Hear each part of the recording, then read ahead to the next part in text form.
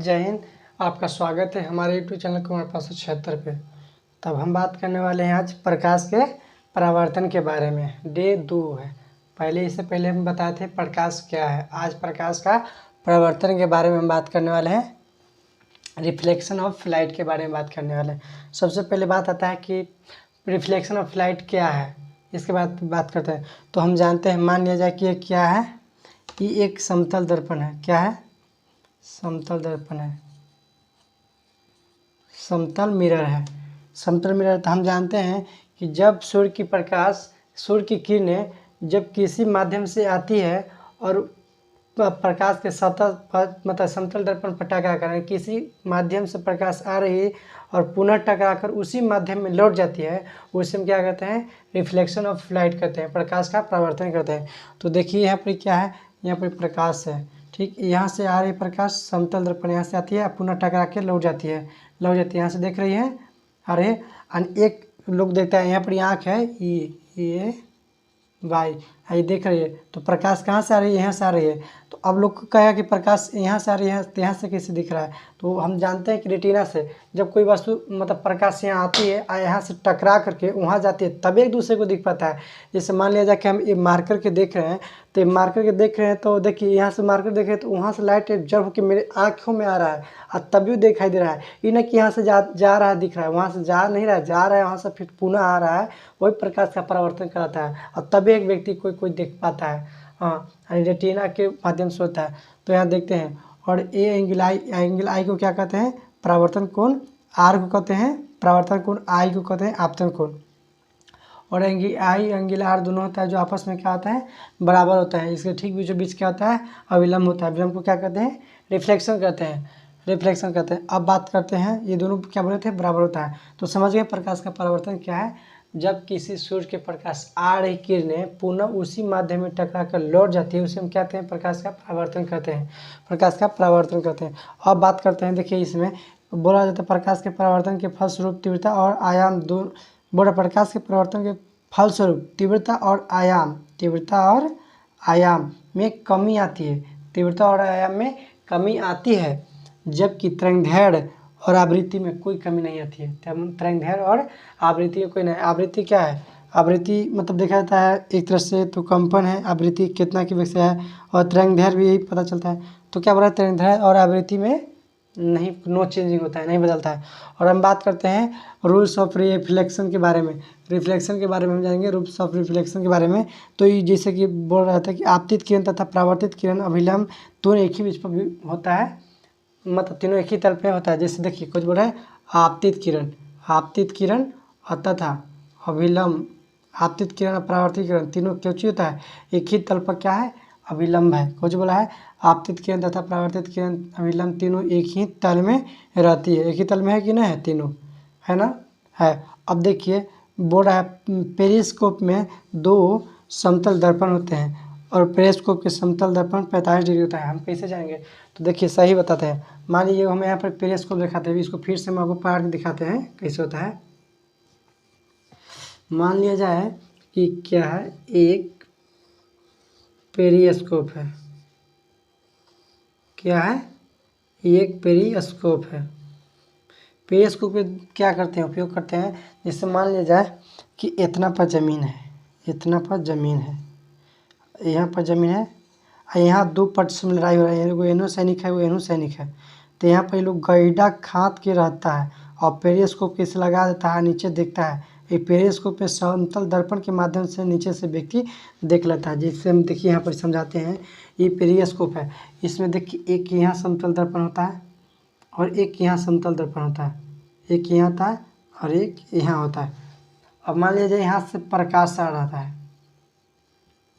प्रकाश आता है, यहाँ से प्रकाश आता है तो पहले ई दर्पण पर टकराता है, इधर से आ रही प्रकाश यहाँ टकराता है तो फिर यहाँ पर ही आ जाता है। यहाँ से ऐसे प्रकाश आया और यहाँ से टकराया तो यहाँ पर ही आ गया। और यहाँ पर मान लिया कि कोई एक व्यक्ति है, मतलब कोई सैनिक है, जो प्रकाश यहाँ पर कोई व्यक्ति आ रहा है तो यहाँ को जी दर्पण के पेरिस्कोप के माध्यम से यहाँ से पता लगा लेगा। समझे? तो देख रहे थे यहाँ पर जो है 45 डिग्री का कोण बनता है। समझ में आया? अब चलिए एक क्वेश्चन है, क्वेश्चन बना के देखते हैं क्या कह रहा है क्वेश्चन में। क्वेश्चन में कह रहा है कि दर्पण और आपतित किरण के बीच का कोण 70 डिग्री है, तो कोण और आपतित किरण के परावर्तित किरण में क्या होगा। सबसे पहले क्वेश्चन के नियम से पढ़िए। सबसे पहले क्या बोल रहा है, दर्पण और आपतित किरण के बीच, दर्पण और आपतित किरण के बीच। तो हम सबसे पहले इसमें क्या करेंगे, एक दर्पण खींचे, एक क्या है, समतल दर्पण है, समतल दर्पण,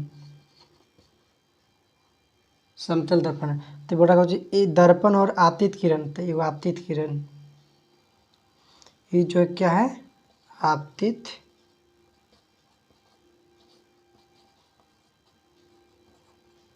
ये क्या है आपतित किरण है। बोला दर्पण और आपतित किरण के बीच का कोण कितना है 70 डिग्री है। तो यहाँ पर इन बोला है 70 डिग्री, 70 डिग्री।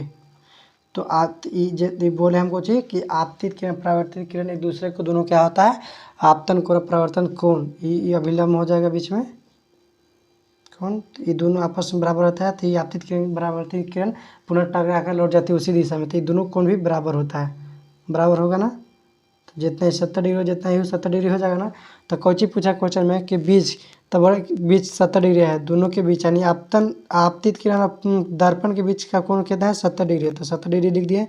और फिर कुछ बोल रहे हो 70 डिग्री हो तो कोण आपतित किरण, कोण आपतित किरण और परावर्तित किरण, कोण आपतित किरण और परावर्तित किरण, ये है जो परावर्तित किरण है,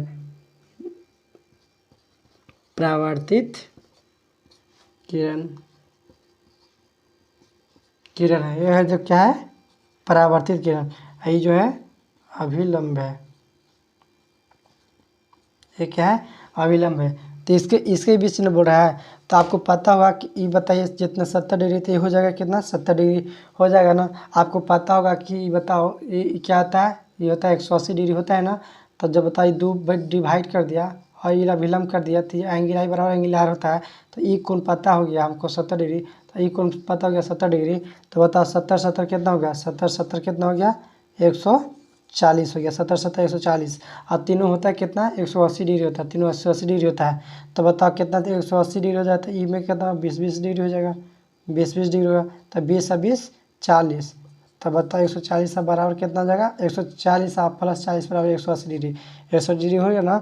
तो ये कितना हो जाएगा 20 डिग्री हो जाएगा। इसका सही आंसर क्या होगा 40 डिग्री, क्या कि 20 डिग्री होता है ना, दोनों आपस में बराबर होता है 20 40 डिग्री। इसका सही आंसर 40 डिग्री होगा। अब एक क्वेश्चन और है, यहाँ पर ध्यान देने वाली बात है।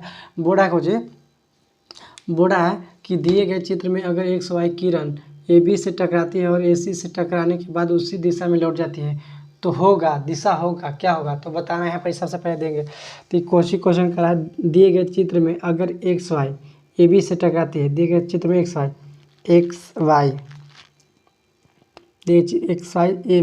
AB में टकराती है, तो AC से टकराने के बाद XY जो AB से टकराती AB XY यहाँ है, XY टकराती है, तो AC से टकराने के XY AB से टकराती है, AB से टकराती है, यहाँ से आ रही है XY, तो AB से टकराई ना, यहाँ पर ही टकराती है। तो AC से टकराने के बाद, तो फिर AC से टकराने के बाद यहाँ से इसे टकरा रहा है, यहाँ से इसे टकरा रहा है, यानी बोला कि AC से टकराने के बाद उसकी दिशा होगी, तो उसकी दिशा क्या हो जाएगा, यहाँ दिशा निकल रहा है ना, तो इसके क्या हो जाएगा XY के विपरीत दिशा में होगा, कि XY की उसी समानांतर दिशा में होगा, कि दोनों होगा ये ऑप्शन, कि नन ऑफ दिस होगा। बताओ क्या होगा।